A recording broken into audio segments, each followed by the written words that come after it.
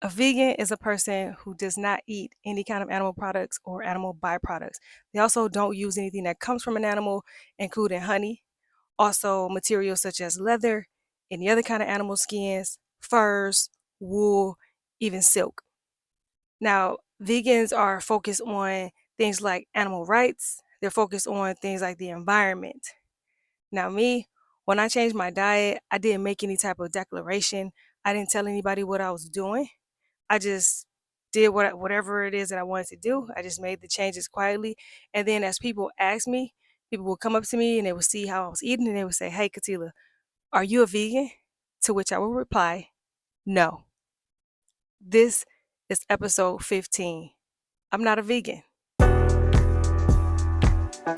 Welcome to That Plant Life podcast, where we discuss the social, emotional, spiritual, and practical dynamics of eating a healthy plant-based diet and provide solutions to help you overcome all barriers on your journey. I am your host, Katila Usuri, but you can call me Chef T.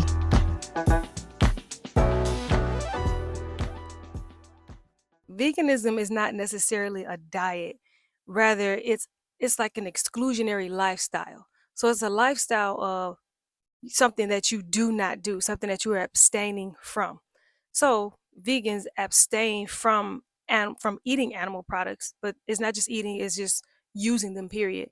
But vegans abstain from eating animal products, and that is the dietary part of it. But the thing about veganism is it doesn't require that you eat healthy. It's not about healthy eating, it's not about healthy living. It doesn't require that you take in anything that's actually nourishing to the body. It's not like a goal to take in enough minerals or make the body thrive or anything like that. It's actually about what you do not do. Now, the thing about veganism is it doesn't exclude chemicals from the diet. It doesn't exclude synthetic things, man-made things, things that are inflammatory, not good for the body. And believe it or not, there are actually discussions going on in the vegan community about whether or not cannibalism, whether consensual or non-consensual, can actually be considered being vegan. You can actually be a vegan and consume human flesh, which is interesting. Imagine having a vegan burger that's unmarked that was created by somebody who holds that belief. So, just to give you an idea and help you to understand that veganism is not a dietary thing, it's not a health thing, it's not about healthy living.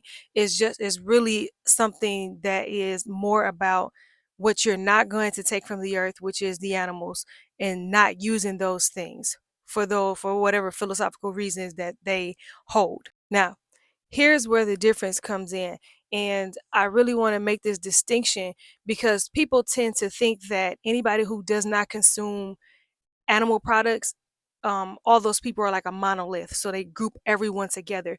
People will say that people who do not eat meat or dairy are unhealthy because they're looking at vegans who may not necessarily be eating healthy. And there are some vegans who are healthy. Some vegans are focused on their health. But just to give you the definition of vegans and the lifestyle of veganism is not one that requires you to try to be healthy. It has nothing to do with it, but some vegans are healthy. That is not the same as everybody who does not partake of animal products. So, like for myself, I do not eat meat or dairy. I do eat honey. So that's one animal product that I do use. I choose to abstain from meat and dairy. And my reasoning for abstaining from meat and dairy is not because I'm trying to be cute, not because I'm trying to be trendy.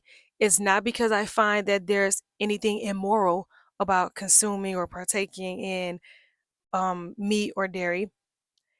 Um, the reason why I chose to not eat it is for health reasons, is because my primary goal is to take in a diet that supports my physical, mental, emotional, and spiritual health for the purposes of being the best servant to Yahuah that I can be.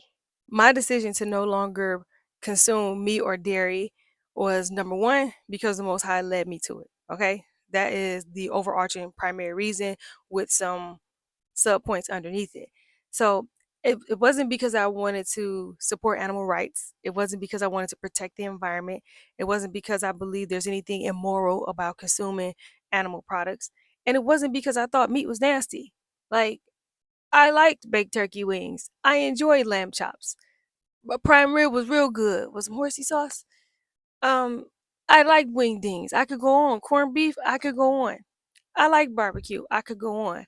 However, my reason for choosing to let that go when the Most High put it on my heart, and it took a process of 4 years. I'll get to that. But my decision to let that go was to make a sacrifice to improve my physical, mental, emotional, and spiritual health for the purposes of optimizing my usage, my offering myself up to the Most High as a servant. That's why I gave up meat and dairy. And meat and dairy was not the only thing that I cut out of my diet. I also cut out sugar, also cut out processed food, also cut out synthetics, anything that was man-made, dyes, things like that. So I cut out all things that were hindering my physical, mental, emotional, and spiritual health. Like I said, the Most High led me away from consuming meat and dairy products, and it took about 4 years. He did it ever so gently. He led me away from it. And I knew that he was leading me away from it slowly. He was giving me slow signs to let it go. One of the first signs was, okay, I first was thinking about it. I'm thinking about possibly not eating meat, just exploring the benefits of it. I was trying to solve issues in my body, and he was leading me down this road. And I talked about this before in another podcast. You may have heard me talk about this, how one of the first ways that I knew that he was speaking to me, the confirmation, was when my husband said that, "Hey, we getting away from meat." I was shocked because this is a man who likes meat. This is one of those where's the meat type guys. Like, what you mean greens and cornbread and what? Spaghetti and what? So, um, that was a sign. Another sign was a time where I cooked a lot of wings. My family love wings, especially my children. They really love wings, and wings are expensive. And so one time I like cashed out and I bought a whole lot because I was excited. I wanted to make sure everybody had as much as they wanted. And the day that I made that, I made two big, full size hotel pans full of wings, which it was about 40 wings altogether. I made that. I was excited. They were gonna love it. And I remember one of them were like, my niece was over and she said, Auntie, do I have to have meat? I'm like, no, I never make the child eat meat. Like, no, you don't have to have any meat. And she said, okay, good, because I'm off meat. And then my other daughter, she was like, I don't want any meat today. I'm like, okay. Then one by one, each of my children were saying, I don't want any meat either. I couldn't believe it. So that night, literally, nobody wanted the wings. And that was another way that Yah was speaking to me. I'm gonna give you another example. Maybe I should save that one. I'm gonna save that example. I'm gonna tell you about that one later on. So slowly I was being led down this road of giving up meat, and it took about 4 years. It was so he was so gentle about it, and in one of those years, I was like, well, maybe he just wants to make sure that we're not eating, meat like that's questionable. Let's stop buying meat from the grocery store. So we actually started buying pasture raised meat straight from the farmer. We actually were a part of this like buying club, and we would purchase meat with other people. So we would order like a quarter of a cow, a whole lamb, 8 chickens, like, and for a year that was all the meat that we had. We bought our meat like that. Our beef, we bought it once a year. Our chickens once a year, like that. And it was a blessing. It was great meat. And at that time, we were still doing like a walk down. I was doing like meat every other day. First I started off with meatless Mondays, and then we would do meat like every other day, and then I started doing meat twice a week, then once a week, and then I even narrowed it down to meat once a month. And as I did that, the more we abstain from meat, the more we like notice the impact that the meat was having on our bodies, and that impact was slowing everything down.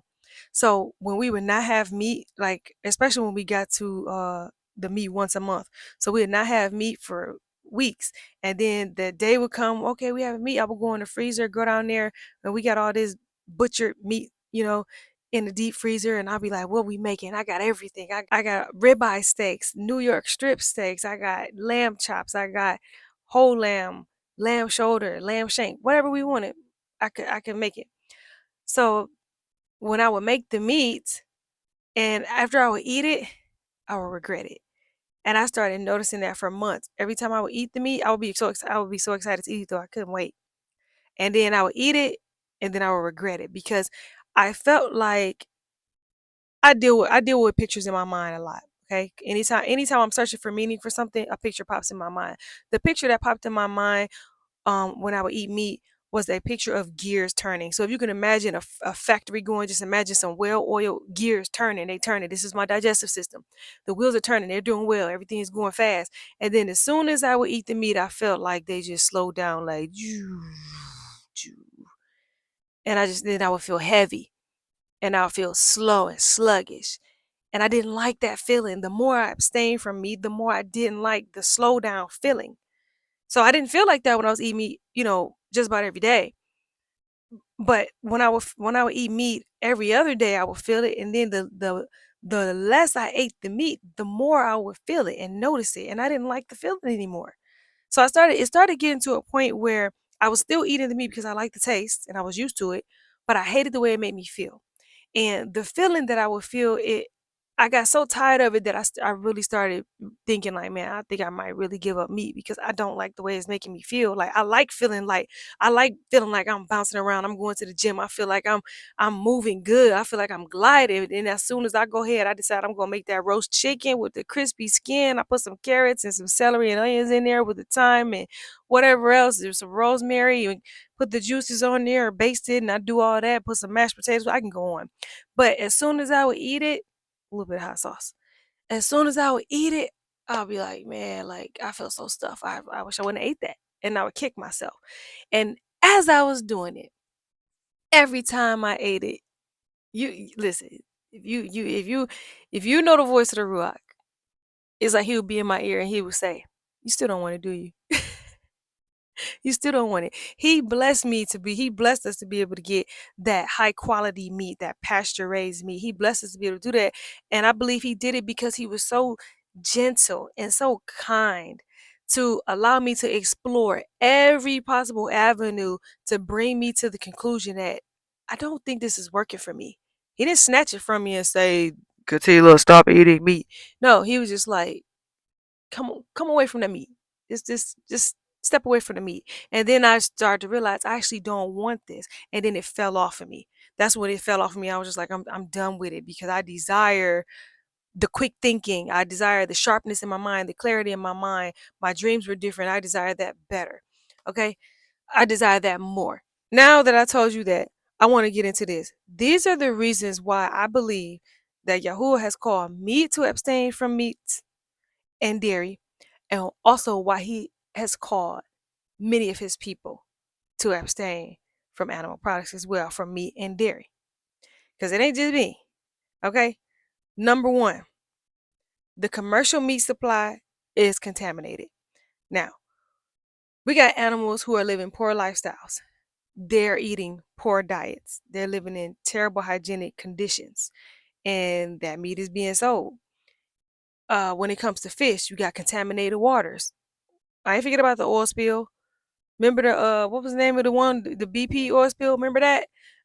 But we're talking about oil spills. We're talking about nuclear waste in the water.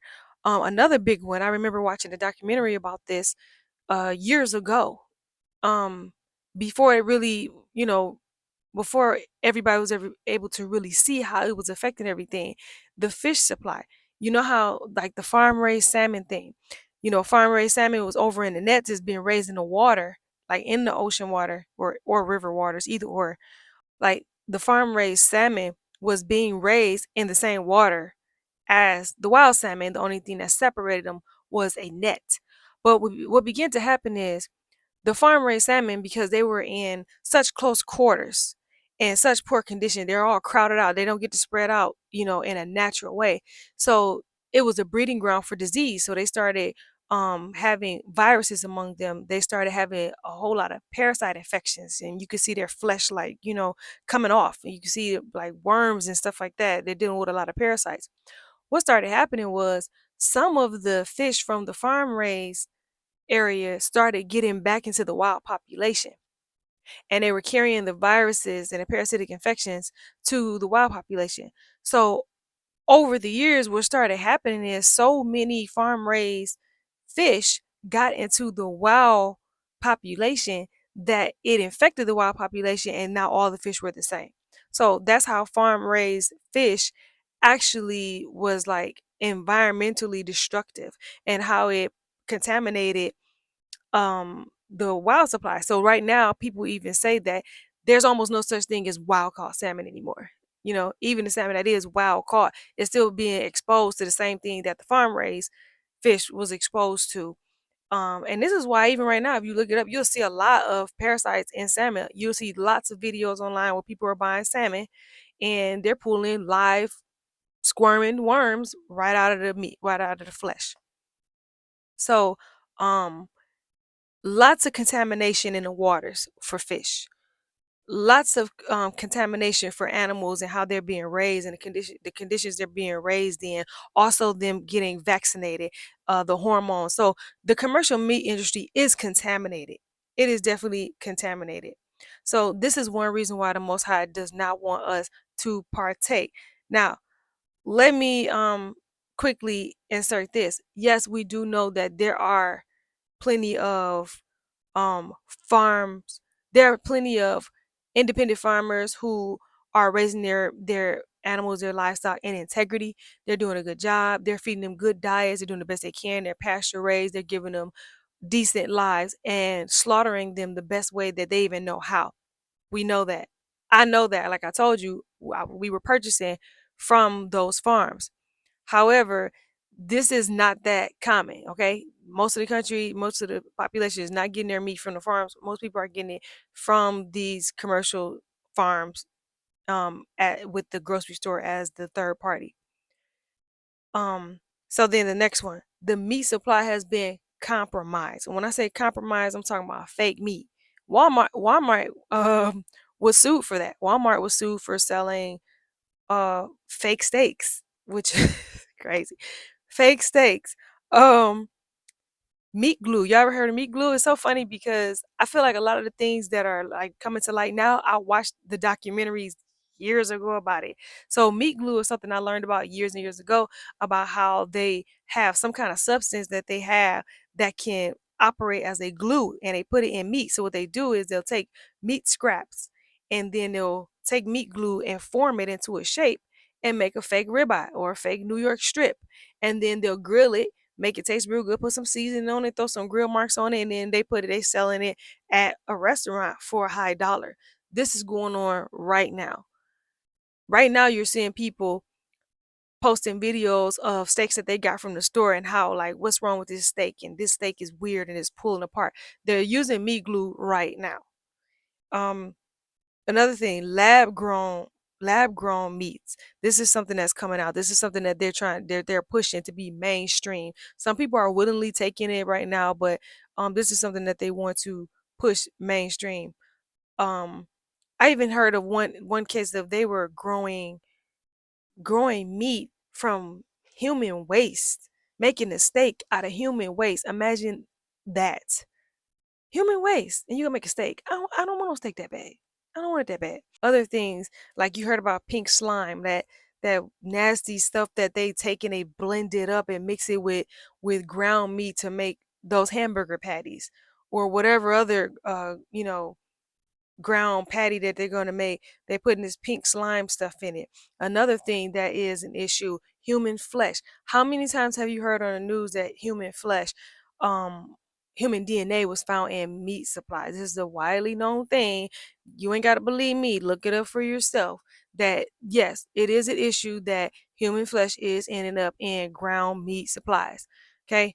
And this is another thing. I remember the last time I bought some meat from the grocery store, I remember I bought some ground beef from the grocery store. This is at the time where the Most High was dealing with me about getting rid of meat. And so I bought this ground meat at the grocery store, and I'm at the stove chopping it up. You know how you chop up ground meat. And then I just remember I had this surreal moment. I just slowed down and I was just looking at the meat. I'm just staring in the pan, and a thought came to me, how do I know this is all beef? Then I started getting scared. Like for real, I was scared. Like I'm like, how do I really know this is all beef? I don't. How could I possibly know? And I threw it away. Like this my family's dinner. I threw the whole thing away. And I believe that was the most high, like opening my eyes to something. Like this is a real deal. You know what I'm saying? You can't just be getting ground meat and just trusting, oh, it's ground beef. They said it's 90, it's 90-10, it's 85-15. Like you just believe that? You just, you know what I'm saying? Like, okay. Um, like I said, human flesh, and also all the stuff that they putting in the meat, the bleaches and the fillers and all types of weird stuff that they putting in there to get rid of smells, to brighten it up. They putting dyes in it. The meat supply has been compromised. Okay. So you can't think that when you're getting meat, you're just getting regular stuff if you're getting it from a commercial party, right?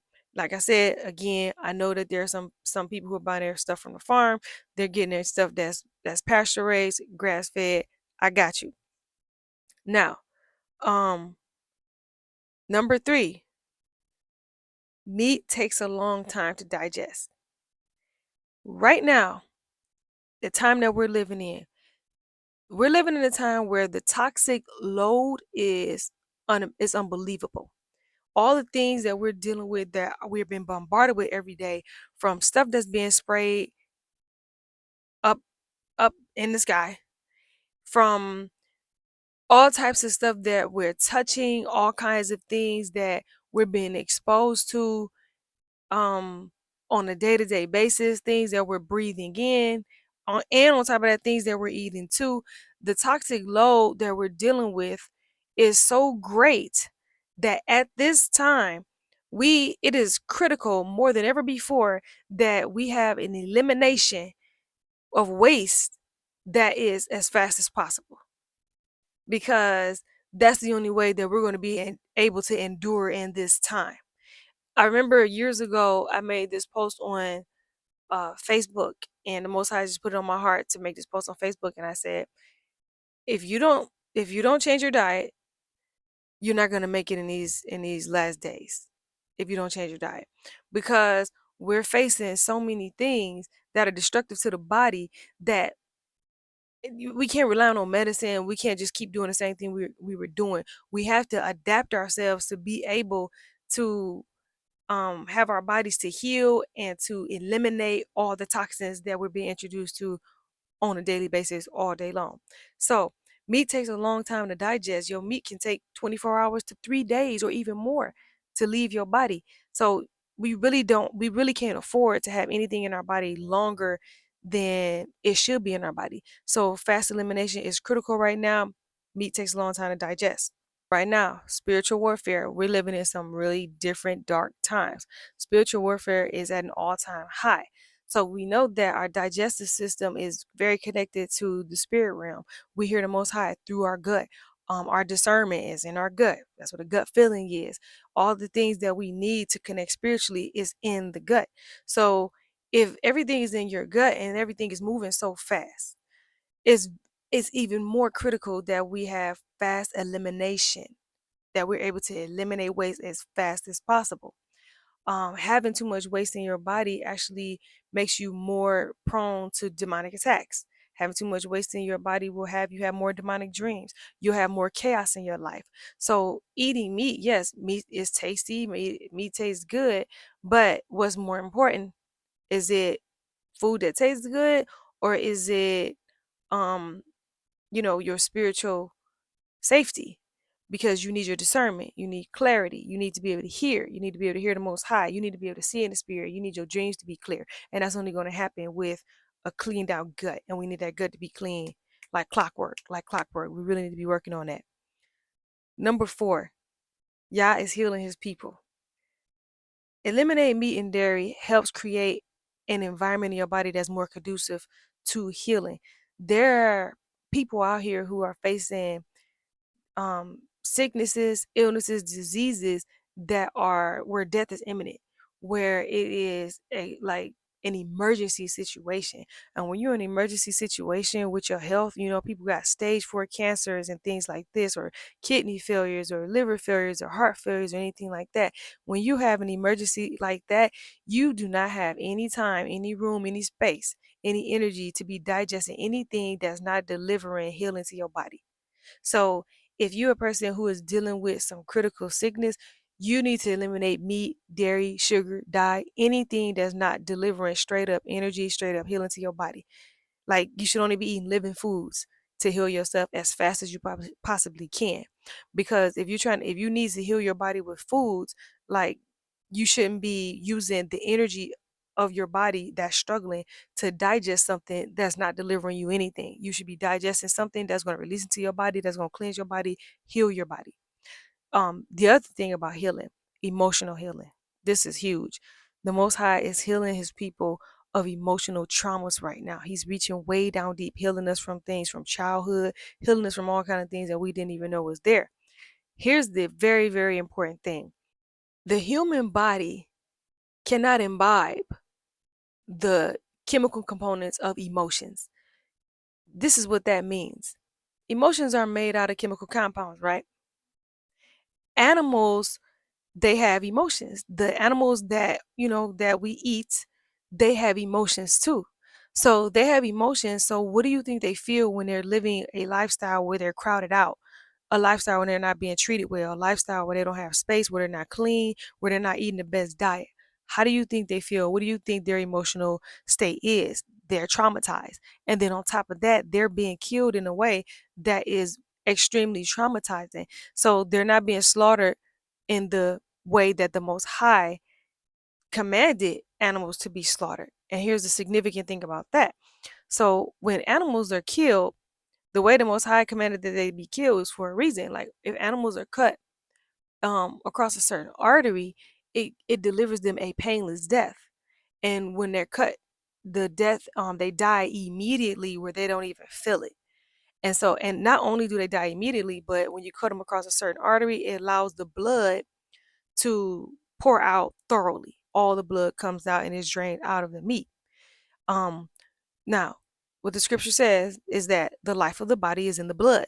So the animal that's traumatized, the animal that's been living all cramped up and living a sad life, and the workers been kicking them and treating them horrible, and they got pee and mess all over them, that animal is traumatized. The animal is sad. The animal is depressed, right?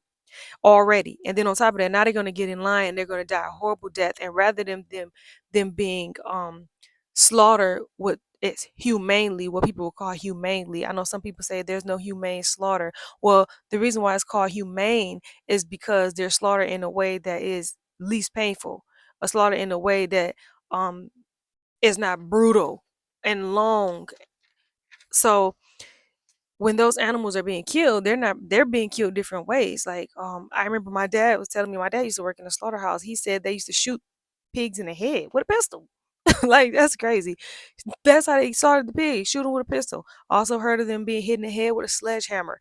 Crazy ways of them being slaughtered. So when animals are killed like this, first of all, they already know what's about to happen. It's panic. So all these chemicals are being released in their body at the time of their death. And then on top of that, the blood is not being drained out properly. So some of that blood is still in the flesh, right? So now what happens when you take that and you go and eat it? You eat it, you consume it, now it's in your body, you digest the meat, but you can't digest those emotions. So what happens with the emotions? You don't eliminate those three ways. You take those on with your emotions and you process them with your emotions. So if you're suppressing your emotions, you're gonna be suppressing some more emotions. So I don't know about you, but I'm already trying to make sure I keep my mind together on a daily basis. I'm trying to make sure I'm walking in peace and being positive and thinking on good things, whatsoever things are lovely, whatsoever things are of good report. I'm already trying to do that. I don't have time to be processing no cow's emotions. I don't have the time or the energy to be processing the emotions of a chicken. And that was the first thing, the most significant thing that I noticed when I stopped eating meat. Within the first couple weeks, I kind of paused and I was like, man, like, I feel like different. And I was trying to figure out what am I feeling? I feel like more grounded. I felt more less on edge. And I started, looking it up. I'm gonna Google everything. I Googled it. Why do I feel like less anxious and less on edge after not eating meat? And that's when I found out about the emotions in the meat. When you're eating the meat, you are taking on the emotions of that animal and you're acting them out. So imagine having an argument with your spouse because of the emotions that you're feeling from a cow. Imagine not going forth in a major step in your purpose or in your business because you're feeling fear that's coming from the emotions from a lamb or pig. You see what I'm saying? So at this time, this is not about morality, because I know a lot of people argue about whether or not, you got people saying, um, we were never meant to eat meat. That I don't argue that. You know what I'm saying? I know we weren't. That was not the most highest intention. Animals were not created for us to eat. But I don't argue that argument about whether or not we were created to eat meat, whether or not it's immoral to eat meat, whether or not we should. No, no, no. I'm talking to you about the reason why I believe the Most High is pulling His people off meat right now, right now. So He's trying to heal us, and how can He fully heal you of your emotional trauma? He trying to calm you down every day. You can barely even hang on to your wits, but you want to eat all this meat every day. Okay, so this is another reason why I believe He's pulling us away from meat. Number 5. Yah is Yah is deworming his people in America. America is a place where we act like parasites ain't real. We've been very ignorant. We've been very closed off to that. We didn't even know a lot of things about parasites, didn't understand about deworming or anything like that. And so, because of that, parasite infections have gone largely unchecked. And because they've gone unchecked, they've been able to wreak all types of havoc in our bodies, do whatever they want, make us sick, and we don't even know that it's coming from the parasites. So, right now, because we have not been dewormed, we got many of us who we might be 60 years old, never addressed any parasites. We got parasites that been living with us since we was little kids. And parasites are a normal part of life. It's just that there has to be some maintenance. You know what I'm saying? I say it just like this, like doing parasite cleanses on a regular basis is like washing your hands, right? So we know there's germs everywhere. Yes, I know it's germs all over the place, but I'm not scared of germs. I just don't put my hands in my mouth. I don't put my hands in my eyes, and I just wash my hands on a regular basis to prevent the spread and the growth and the um and the thriving of the bacteria or whatever on my hands. It's the same thing with parasites. We know that parasites are a part of our body. We know that it's a part of our reality, that we're going to end up with them in our bodies, but we just have to do maintenance and make sure that they don't overgrow and take over our bodies and then begin to take over our minds. We have to be in charge. So He's healing us of these parasitic infections that we didn't even know we had, right? So at this time when we're being healed, then when it comes to healing, we don't need anything in a way that's unnecessary. And while you trying to eliminate stuff like, dairy creates mucus, and meat causes you to have to it causes you to create uric acid. And these are things that we don't need to be dealing with when we're trying to cleanse. Okay. So these are some of the reasons why I believe that the Most High is taking us off of meat. Okay, number 6, like I said, meat that is clean, raised naturally, farm raised, pasture raised, grass fed, raised ethically, raised in a good environment, and slaughtered correctly, even in under all ideal circumstances. It's rare and it's expensive as well, and it's going to become more rare. And if you don't even know, people who are minding their own business trying to raise livestock right now, there are certain individuals who are even trying to make that difficult for them. There's a bill that was created some years ago where they're actually trying to categorize raising livestock as a sex crime somehow. That sounds crazy, right? It sounds so crazy, but it just goes to show you how somebody somewhere is out there going all out their way to make sure they can stop you from raising your own animals. And this is what I see. I think people who are trying to raise their own animals and raise their own chickens, raise their own lamb, I think that's a beautiful thing. I admire them for that. That's something that I used to want to do. But it is my belief that the Most High wants us to be efficient at this time. I believe that He's calling many of us off of meat because he wants us to be efficient. And rather than going through all these hoops and going through all the trouble of raising a livestock, the money that it costs to raise it, the money it costs to get it, all the things that's necessary for it, and on top of that, eating it and having to try to take longer time to eliminate it. If you look at the whole big picture at this time, where we're facing a lot of spiritual opposition and the toxic load is very high, it's really just not efficient right now. It's not efficient. And that's why I believe he's pulling us away from meat, because meat is not necessary. You do not have to eat meat to live. You do not need meat to live. You do not need meat to live. So if you don't need meat to live, it's not necessary, then why go through all these changes to secure it, only to eat it, and then when you eat it, you're going through all this extra energy to digest it for what? Just because you like it, pretty much. So basically, it's coming down to, we just eat meat because we like it. We just eat meat because we're used to it. And it's really time, it's time to make a sacrifice. It's not about morality. It's not about whether it's right or wrong. It's about making that sacrifice so that you can optimize your physical, mental, emotional, and spiritual health, so that you can be an even better servant for the Most High and carry out His purposes and will in your vessel. So I just want to give you that quick message real quick. Those are the 6 reasons why I believe the Most High is calling us off of meat. That's all for tonight. I'm Katila Usuri. I'm a distributor of wisdom from Yahuah. I speak it, I write it, and I model it. Y'all have a good night.